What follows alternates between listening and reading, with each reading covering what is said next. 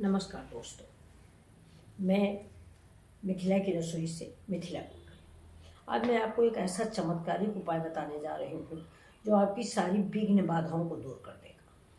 और ये मंत्र अपने आप में इतना प्रभावशाली है कि आप एक बार करेंगे तो आपको खुद ही पता चल जाएगा कि ये सच है या झूठ है। 11 बार आप इस मंत्र का जाप करें और हो सके तो 21 बार करें। और ये सिद्धदाता गणेश जी का मंत्र है। गणेश जी का मंत्र है। गणेश जी जो हैं हमारे प्रभु हैं, हमारे इष्ट हैं।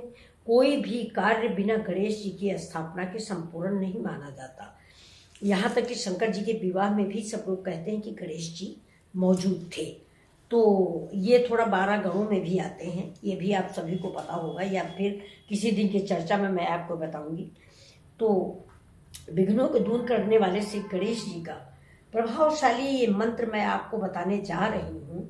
इसको आप प्रातः काल नहा लें, नहा के शुद्ध हो जाएं और शुद्ध होके लाल कलर की आसन बिछा के गणेश जी की मूर्ति रख के, कोई भी गणेश जी की मूर्ति हो, कोई ज़रूरी नहीं कि आपको 12 फीट की हो, 20 फीट की हो।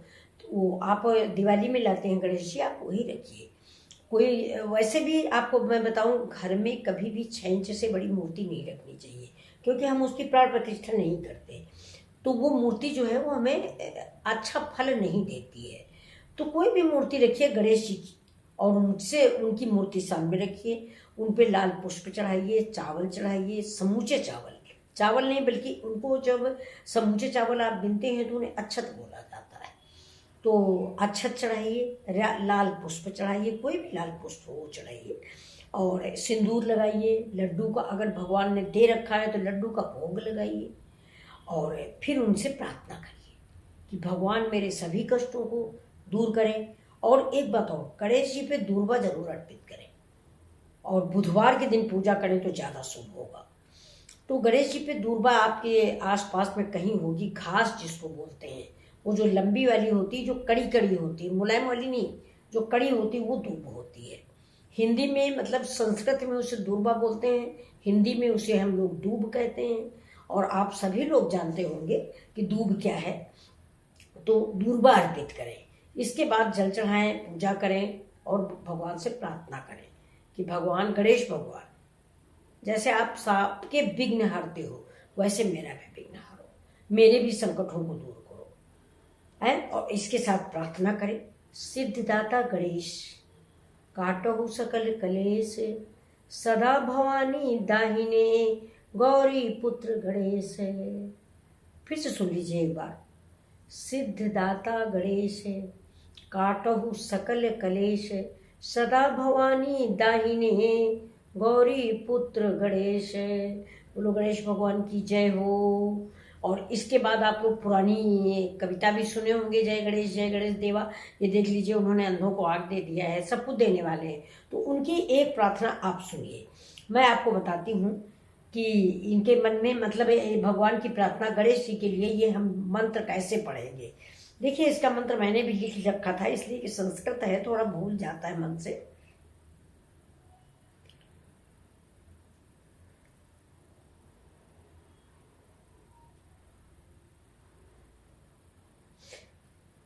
देखिए सुनिए, ओम विघ्ननाशीन शिव सुताय वरदे मूर्तये नमः।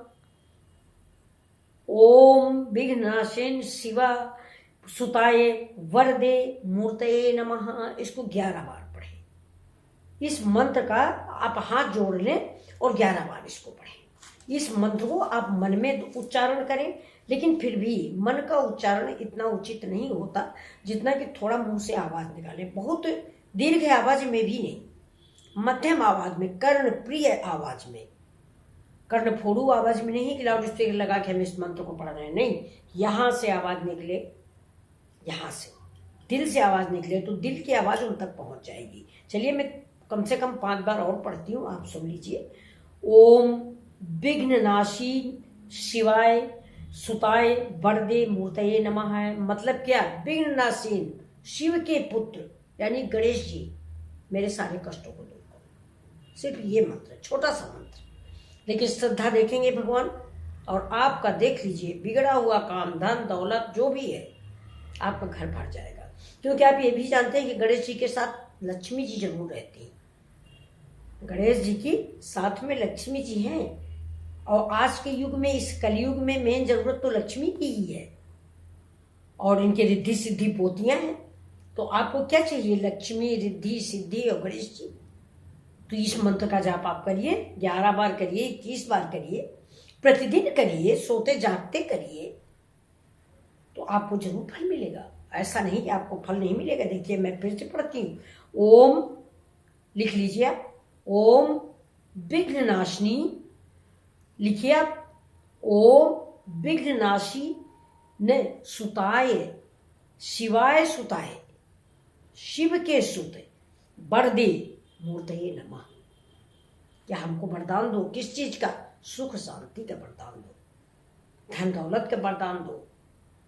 फिलहाल मेरी तो यही इच्छा रहती है। आप लोग मेरे सभी जो उसमें सुनते होंगे, मेरे सारे प्रवचनों में, सारे व्याख्यानों में, कि मैं तो धन दौलत पर विश्वास नहीं करती हूँ। मैं तो ये जानती हूँ कि जिसने सुख शांति मांग ली और जिसको ईश्वर ने सुख शांति दे दी, उससे बड़ी लक्ष्मी और कहीं नहीं।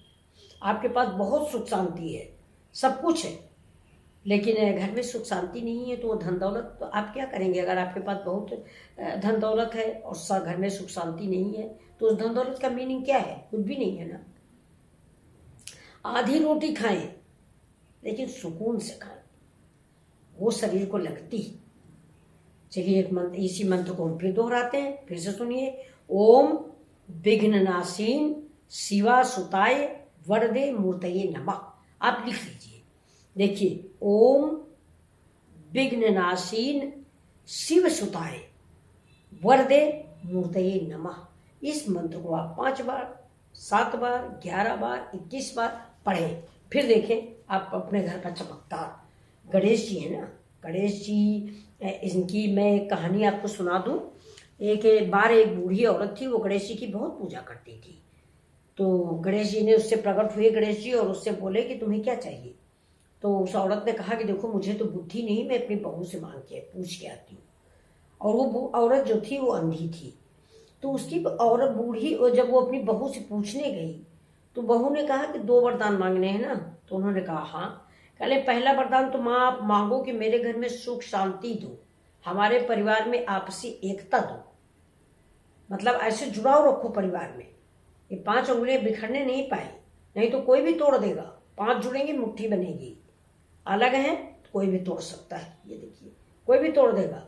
तो उनसे आप पहले गणेश जी के से ये प्रार्थना करें। उस बहू ने सिखाया कि गणेश जी से आप ये मांगे कि पहले मेरे परिवार में ये गठबंधन दे, है कि कुछ भी हो हम सब एक हैं, ठीक। और इसके बाद दूसरा मांगो कि मैं अपने पोते को सोने के कटोरे में दूध भात खाते हुए देखूं।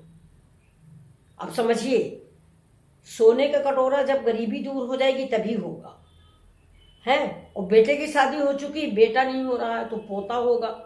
और बुढ़िया की आंखें नहीं है, अंधी है, तो आंखें होंगी तभी तो वो अपने पोते को दूध, सोने के कटोरे में दूध खाते देखेगी। तो देखिए उसने कितना बड़ा वरदान मांग लिया। सबसे पहला वरदान तो उसने मांग लिया कि हमारे घर में सुख शांति हो। इससे बड़ी बात अब क्या होगी? देखिए आजकल देश की, विदेश की, हर जगह की एक ही समस्या है, आप सभी लोग जानते हो, परिवार की, हम सभी के परिवार की एक ही समस्या है, क्या? विघटन। और जिस परिवार में, पहले आप याद करिए संयुक्त फैमिलियां होती थी, कितना अच्छा लगता था, है। एक का बच्चे के पास कपड़ा नहीं, कोई दूसरा बनवा दे रहा, खाना नहीं कहीं से आया जा रहा, माँ बाप को कोई फिक्र नहीं होती थी मेरा बच्चा कहाँ है। अब हम बाहर हैं, मुझे मेरी सारी जिम्मेदारी कि मैं स्वयं अपना सब कुछ देखूं। तो सबसे बड़ी चीज तो होती है एकता। तो ये आप एकता, प्यार, आपस में सामंजस्य, एक दूसरे को समझने की भावना, सबसे पहले हम सभी लोग ये विकसित करें। इसके बाद गणेश जी से वरदान मांगे। गणेश जी से हम सिर्फ ये वरदान मांगे, मंत्र मैंने बताया है, आप मंत्र पढ़िए। धन दौलत नहीं मांगिए, सुख शांति मांगिए, परिवार की एकता मांगिए। धन दौलत तो भक्ति आएगी, पीछे से आ जाएगी, लक्ष्मी माँ जरूर आएंगी। लक्ष्मी माँ कलह में नहीं जाती। देखिए रामायण की चौपाई है जहाँ सुमति तहाँ संपत्ति नाना, और जहाँ कुमति तहाँ विपत्ति निदाना। कि जहाँ सुमति तहाँ संपत्ति नाना, और जहाँ कुमति तहाँ विपत्ति निदाना। तो पहले तो हमें सुमति लानी है सही ना? तो आप देखिए और इस चमत्कारिक मंत्र का प्रयोग कीजिए। इस चमत्कारी मंत्र को आप 11 से 21 बार पढ़िए प्रतिदिन। फिर इसका चमत्कार देखिए कि ये क्या है। और इसमें मैंने क्या कहा था आप ये देखिएगा। आपका सुकून जो छिन चुका है वो वापस आएगा, आपके घर में खुशियां आएंगी, आपके घर में धन दौलत आएगी, बरकत आएगी। गणेश जी आपके ऊपर दोनों हाथ खोल के लक्ष्मी माँ की ऐसी मूर्ति आएगी आपके घर कि ऐसे ही गिरती रहेगी लक्ष्मी। आप बटोर नहीं पाओगे। माता रानी के ये हाथ खुले रहेंगे आपके पास। गणेश जी की प्रार्थना करें और ये वाला मंत्र प्रातः काल नहा के बुधवार से स्टार्ट करें।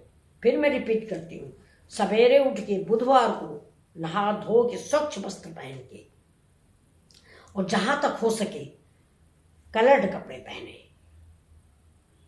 ब्लैक कलर ना पहने, ब्लू कलर ना पहने, कोका कोला कलर ना पहने, रेड कलर पहने, व्हाइट भी पहन सकते हैं और पिंक कलर पहने। बाकी कोई कलर, ग्रीन कलर सा गणेश जी को बहुत पसंद होता है, आप ग्रीन कलर पहने। और इसके बाद भगवान से प्रार्थना करिए और गणेश जी के सामने अपनी प्रार्थना रखिए कि गणेश भगवान मेरी ये प्रार्थना स्वीकार करिए, मुझे धन धान्य से भरपूर घर दीजिए, बच्चे पोतों से भरा हुआ घर दीजिए भगवान, सुख शांति दीजिए, शरीर मेरा निरोग्य रखिए। ये भी एक बहुत जरूरत की चीज है कि बहुत धन दौलत है, हम उठ नहीं पा रहे हैं, तो क्या करना है ऐसी धन दौलत का? तो सबसे पहले तो मेरा शरीर स्वस्थ रखो भगवान। गणेश जी से आप प्रार्थना करो। गणेश जी ने कहा भी है ना कि अंधन को आंख दे तो कोढ़ीने को काया, और बांझिन को पुत्र दे तो निर्धन को माया। जय गणेश जय गणेश जय गणेश देवा, माता जाकी पार्वती पिता महादेवा। तो उनसे तो किसी चीज की कमी नहीं है, आप उनसे मांगे। गणेश जी बैठे हुए हैं, सभी पूजा में सबसे प्रथम देवता हैं। तो आप एक बार मंत्र को हम फिर से दोहरा देते हैं। अगर आप लोग पेन कापी ले आए हो तो लिख लीजिए। मैं भी सब कुछ लिख के रख लेती हूँ क्योंकि भूल जाती हूँ कभी कभी संस्कृत के श्लोक। अब बचपना तो रहा नहीं, पहले बहुत याद हो जाता था। एक बार में सबके फोन नंबर याद हो जाते थे। एक बार में अगर पिताजी या नाना जी या बाबा जी किसी ने बोल दिए मंत्र, पहले ये सब मंत्र बहुत बोले जाते थे, अब तो हम लोग नहीं बोलते हैं तो तुरंत ही दिमाग में आ जाता। सवेरे उन्होंने पूजा करते समय बताया, शाम को पूछा